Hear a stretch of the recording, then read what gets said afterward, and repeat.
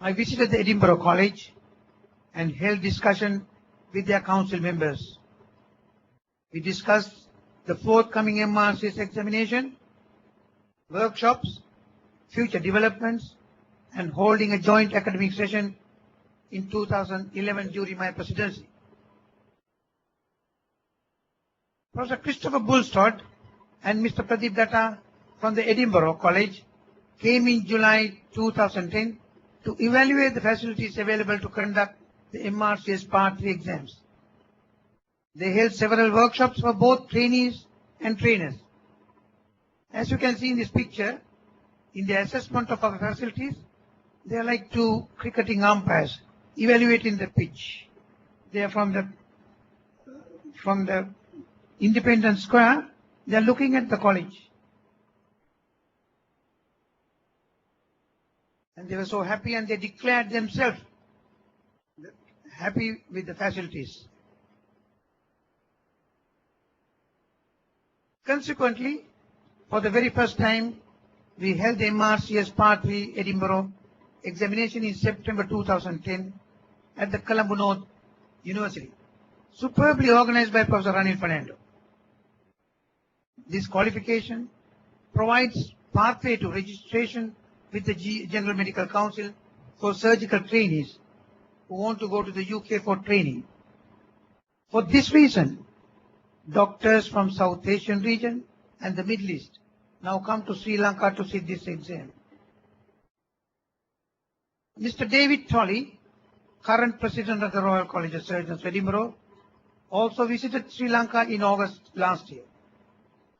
His college has conducted several teaching techniques workshops in which 52 consultant surgeons from all over Sri Lanka participated. You all know that the surgeons who serve in rural hospitals work around the clock, providing basic surgery for wounds, infections, trauma, and so on, and seldom get an opportunity to liaise with the college. Sessions such as this also allow them to work closely with the college and even become examiners for the MRCS examination. We have gained so much in this short period from our relationship with Edinburgh College. I'm sure the Edinburgh College recognizes the mutual benefit of this symbiosis.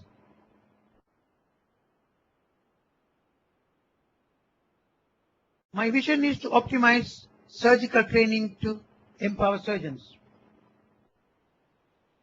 And my mission is to achieve this by empowering Sri Lankan surgeons to reach their full potential through the use of the college's facilities, training programs, international links, and resources.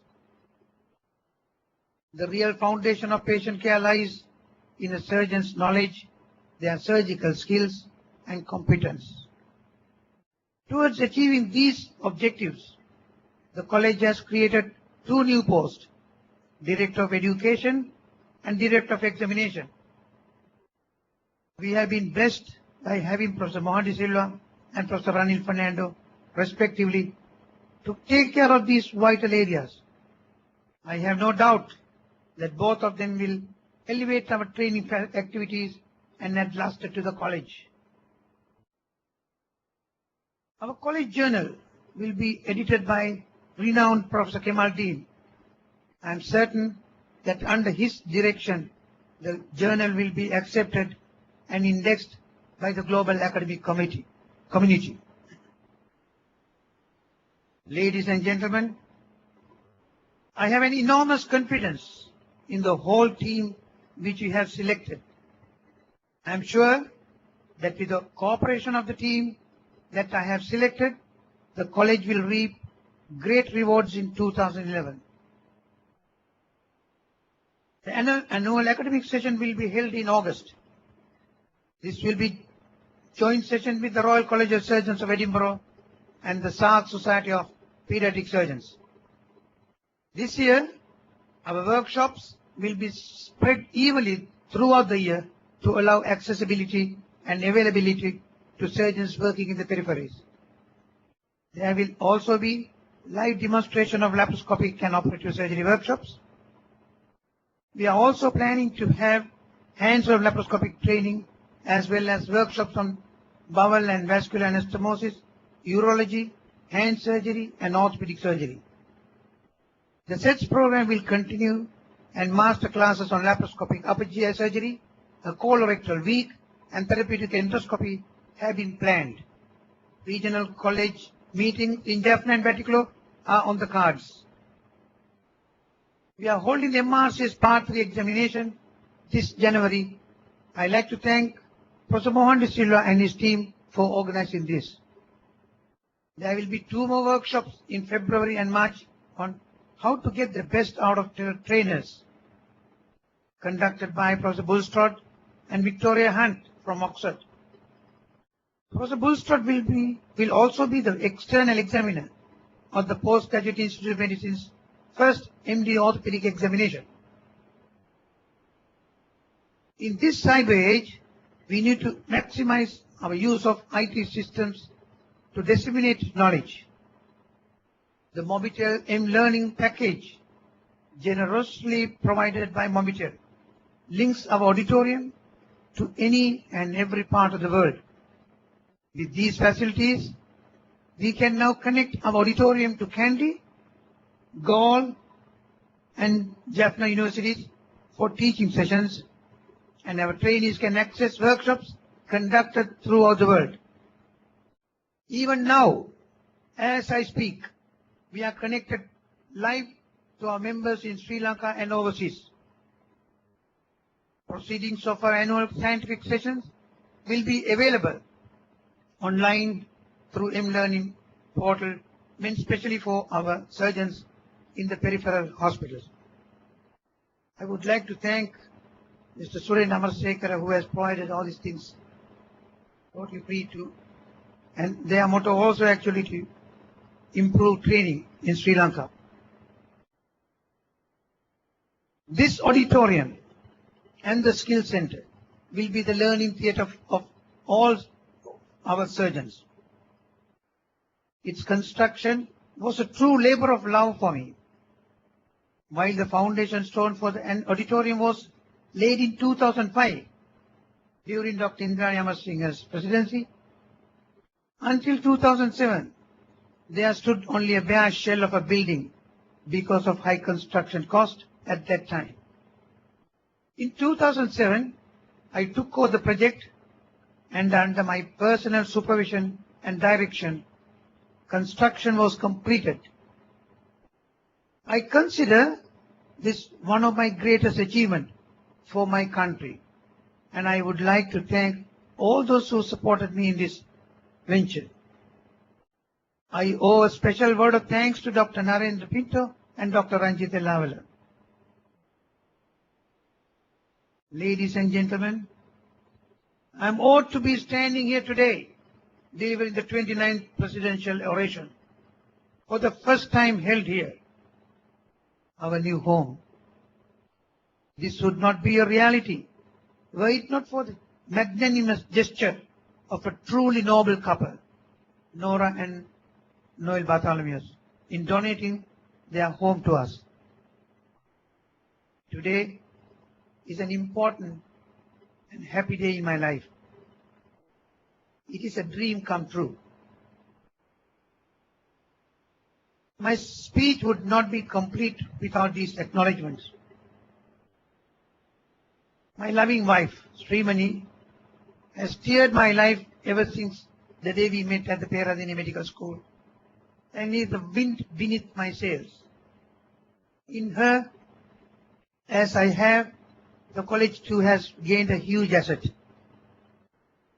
And my only son, Prashant, who has taken a month off work, has played a huge part in organizing this event.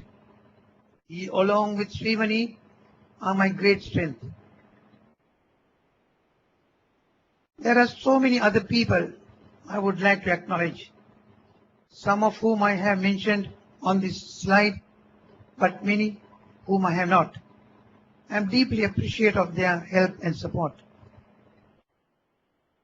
Ladies and gentlemen, thank you all for coming and sharing this day with me.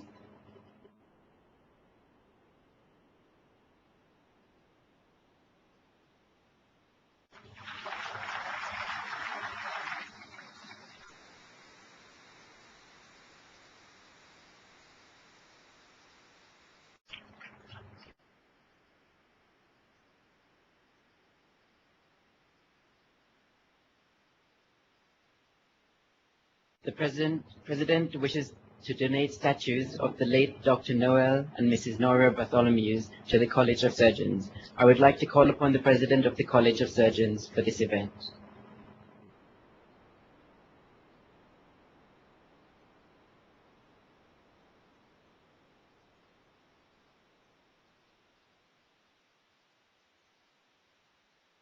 Our Chief Guest, Professor Azir Fernando, guest of honor Mrs. Mari South, Dr. Ranjit Tellavala, our immediate past president, past presidents, members of the council, fellows and members, distinguished guests, ladies and gentlemen.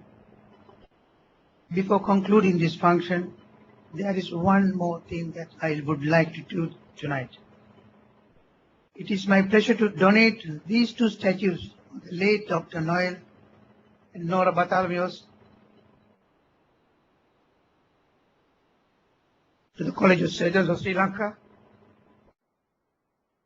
to serve as a lasting reminder of their legacy, which has elevated this college to these new standards. I feel that Noel and Nora, in their eternity, are watching the development of this premises with immense happiness. There are two individuals in the audience who played a pivotal role in obtaining this property for the college. May I call upon Dr. Mr. Vimala Navaratnan and Professor H. Sharifdeen to garland the statue of this noble couple. I would also like my guests and senior colleagues on this stage to join them in this memorable event.